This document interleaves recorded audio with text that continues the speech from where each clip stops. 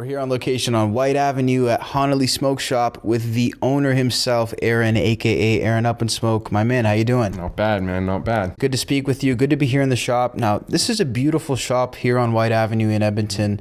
How long has this cannabis-related shop been open? It's been open now 3 months. We just hit 3 months, yeah. 3 months. So first question is, first of all, is this your first business? And if so, why did you decide to jump into this business right now?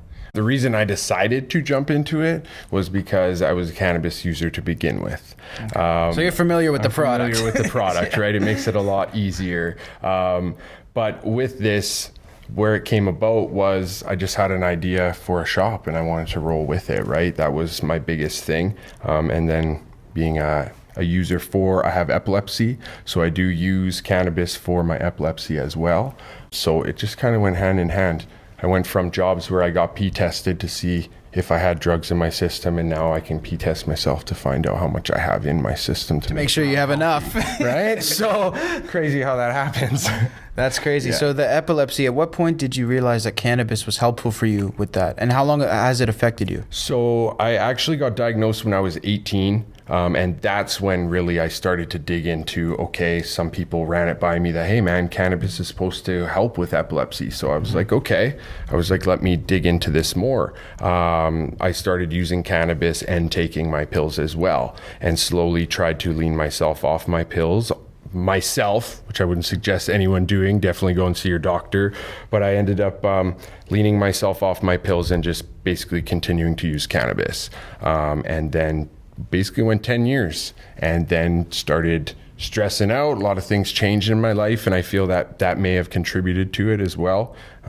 Just stress. So then it kind of came back, hit me again, and then I had to alter my life a little bit. So at a certain point you decide, I want to actually open this smoke shop. I'm sure there's tons of people who've had that idea, but they haven't done it. So what takes you from the transition from idea to action? Okay, so I'm going to kind of go a little bit into this. So about a year ago, I did have a seizure again. I was unable to work. So I was one of the guys that would fly in, fly out Fort Mac, right? And work in the oil field. I was no longer able to do that. Once I had a seizure, they take your license. It alters a lot of things. So being in the hospital, having 3 kids and a wife, I kind of went into a state where I was like, what am I going to do? Right. And then I was presented an opportunity from a very close friend of mine who has 2 other smoke shops in Fort McMurray. And he said, hey, you had an idea a little while back, a nice clean feel, a different look of a shop. What do you think? Right. Like, what do you want to do? You think that's something you want to do? And I said, well, I'm sitting in a hospital bed right now, so it's probably a little better than just doing that. Nice. So I went along with it. And you know what? It's probably the best move I ever made was taking the chance and taking the risk. And you know, from a friend that presented an opportunity, just take it, roll with it. What did I have to lose at that point? So that's where this shop came along. It was an idea that I had a long time ago, and then my friend presented it back to me to be like, hey, why don't we try it? So I obviously had help. I had my family behind me. My parents have been a huge help. Without them, I couldn't have done this. They helped fund it. So yeah, it's been awesome. So it sounds like it's been awesome. Yeah, so, it's been quite the ride. Absolutely. So in terms of being in that hospital bed to what we see now, how many months or years did it take? So being in that hospital bed to now, November 11th was exactly a year from being in that hospital bed. 2019? Yes. Okay. Yeah. So it's been a year until you made this shop look the way it is today. I feel like that's pretty quick because there's a lot of attention to detail in here. The attention to detail was easy because this shop that you see right now, like I said, was already an idea in my head. So when you have that, you roll with it and you make it work, right? So it looks like a lot of work, but when you already had it mapped out, it's really simple, right? You just know what you want it to look like. And I felt like this is a little different than any of the other shops, right? I feel I've achieved that, so. Yeah, and to open up in any market, you have to be different. You're not the first smoke shop on White Avenue. What is the main thing that makes you different from the other stores? So the biggest thing I feel like, right, is I'm going to bring to the table a little bit of a different aspect. And when I say that, I want to make an atmosphere. With the cannabis community, there's an atmosphere that comes along with it. It's more of a chill, a mellow atmosphere. Now, with a shop, you have people that have anxiety. If your shop is close in, and you just feel like a bull in a china shop, you get anxiety from that. And I felt like, you know what, a nice clean feel, an open shop, you can bring people in, do educational events. I have a guitar off in the corner that anyone can play at any time. You're creating an atmosphere. I didn't want just a store, I want an atmosphere. And then also just from that, I have artists, musician friends, comedian friends, and I felt like with this shop, I also have an outlet to help that community. There's a huge arts community in this Edmonton area, from rappers to just musicians to comedians to artists. Like, it is amazing. So now I have this shop, I have the opportunity to help out not only myself, the community, right? So it all kind of goes hand in hand. So that's what kind of makes me a little different. Now, I'm sure there's shops out there that are doing huge things community wide, but that's where I felt maybe that was a little different, easier to approach me. I am the owner of the shop. I'm here every day, and I'm always putting myself out to help. So that's where I feel it's a little different, right?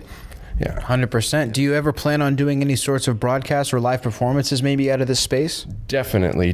That's another thing that I'm trying to figure out how I can do that, how it can be a little bit different. We have events in the city where people go, they meet up, they learn different things about cannabis. So on Monday nights, there's an event that people go to. I said, you know what, before you go to that event, why don't you stop by the shop? We'll do an hour chill session. You'll get to meet other people that are going to that event in kind of a smaller group atmosphere. You get the opportunity to chat a little more before. So that was something that I just rolled out as of Monday.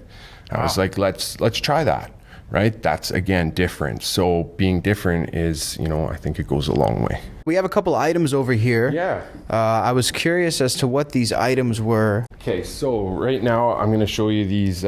Slab Culture makes what they call dab tools. These are hand-turned dab tools. Each one would come with the shavings when it was turned. This one here is acrylic. It's a beautiful piece. Wow, that's great. Yeah. So these are the shavings from the actual tool? From the actual tool, like this one here. You have a authenticity card, which I thought was cool. Gives you the number 37, so that was 37 off the line. And if you wanted this made again, you just bring that tag in. He knows which ones he used. He knows which one it was. Yeah, and he's local, right? So that's why I really wanted to feature that again, helping out local where I can. So this was a really cool product for me.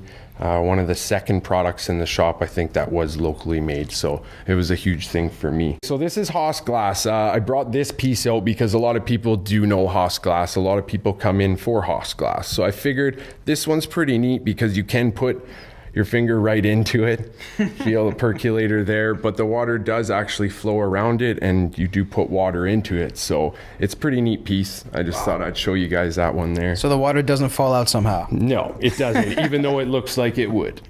I could spend about 20 minutes after taking a puff off it thinking about why it doesn't fall out. Exactly, right? And you'll question things. In closing, what are you most excited for with this store in terms of next steps? I feel like we're just at the beginning. I kind of rolled through a few things before this interview with you. I have big plans, and you know what? I think the city is really going to benefit from what I'm going to bring to the table here. I'm going to do quite a few things out of this store, and then I guess I'll just leave it up to you guys to find out what that is. But I have a lot of big plans. I think we're going to be here for a long time too. So I could definitely see it. Arron, thank you so much for your time. Thanks so much for having me, man. I really appreciate this. This goes a long way.